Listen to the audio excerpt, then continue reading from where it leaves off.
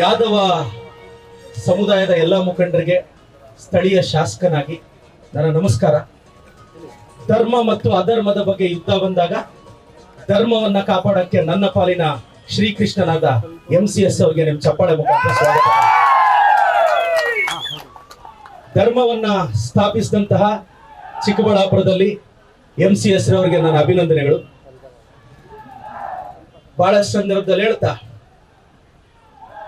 ಚಿಕ್ಕಬಳ್ಳಾಪುರಕ್ಕೆ ಜಿಲ್ಲೆಗೆ 800 ಕೋಟಿಗೂ ಹೆಚ್ಚು ಅನುದಾನ ಕೊಟ್ಟು ಸಾಕ್ಷಿ ಗುಡ್ಡೆಗಳಿಗೆ ಸಾಕ್ಷಿಯಾದ MCS ಅವರಿಗೆ ಮತ್ತೊಮ್ಮೆ ನಾನು ಸ್ವಾಗತ ಬಯಸ್ತೇನೆ.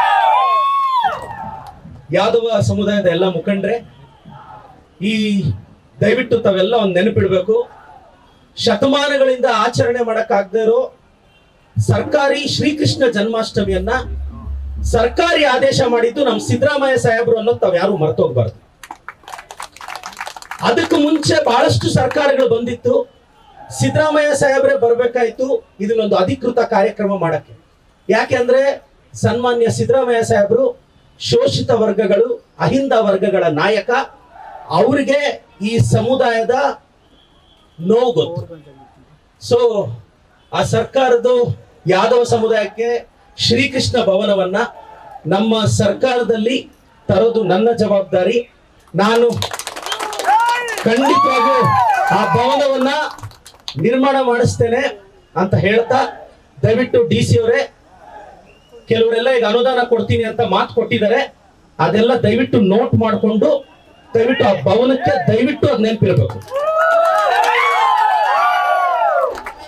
ಇಲ್ಲಿ ಬಂದಾಗ ಎಕ್ಸೈಟ್ ಆಗಿ ಮಾತಾಡೋದಲ್ಲ.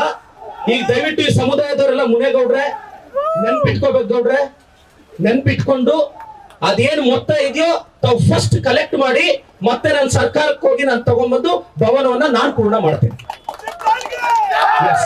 ಸಮುದಾಯದ ಜೊತೆ ಇಲ್ಲ. ಯಾಕೆ ಅಂತ ಹೇಳ್ತೀನಿ, ಒಂದು, ನಾನು ರಾಜಕಾರಣಕ್ಕೆ ಹೊಸಬನೇ ಇರ್ಬೋದು, ನನಗೆ ರಾಜಕಾರಣ ಇವತ್ತು ಗೊತ್ತಿಲ್ಲ, ನನಗೆ ಸುಳ್ಳು ಹೇಳೋದು ಗೊತ್ತಿಲ್ಲ.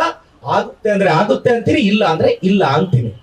ಯಾಕೆ ಅಂದ್ರೆ ನಾನು ಎಲ್ಲ ವೇದಿಕೆಯಲ್ಲಿರೋ ಮುಖಂಡರಿಗೆ ಹೇಳಿ, ನಾನು ಕನ್ನಡ ಕಲ್ಚರ್ ಡಿಪಾರ್ಟ್ಮೆಂಟ್ ಇನ್ಚಾರ್ಜ್. ಯಾರು ಸರ್? ಯಾರು ಪ್ರೋಗ್ರಾಮ್ ನಡೆಸೋದು ಗೊತ್ತಿದ್ರೆ ನಿಮ್ಗೆ?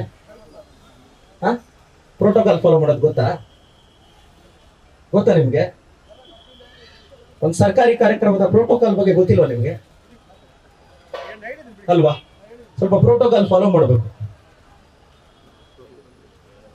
ನಾನು ಎಲ್ರಿಗೂ ಹೇಳ್ತಾ, ಈ ಸಮುದಾಯದ ಜೊತೆ ನಾವಿದ್ದೀವಿ. ಮತ್ತೊಮ್ಮೆ ಚಿಕ್ಕಬಳ್ಳಾಪುರದಲ್ಲಿ ಧರ್ಮವನ್ನ ಕಾಪಾಡಿದಂತ ಶ್ರೀಕೃಷ್ಣ, ನನ್ನ ಪಾಲಿನ ಶ್ರೀಕೃಷ್ಣ ಪರಮಾತ್ಮ MCS ಅವ್ರಿಗೆ ಅಭಿನಂದನೆ ಹೇಳ್ತಾ ನಾನು ಮಾತು ಮುಗಿಸ್ತೇನೆ. ನ್ಯೂಸ್ ಫಸ್ಟ್, ನಿರ್ಭೀತಿಯಿಂದ ನಿಮ್ಮ ಪರವಾಗಿ.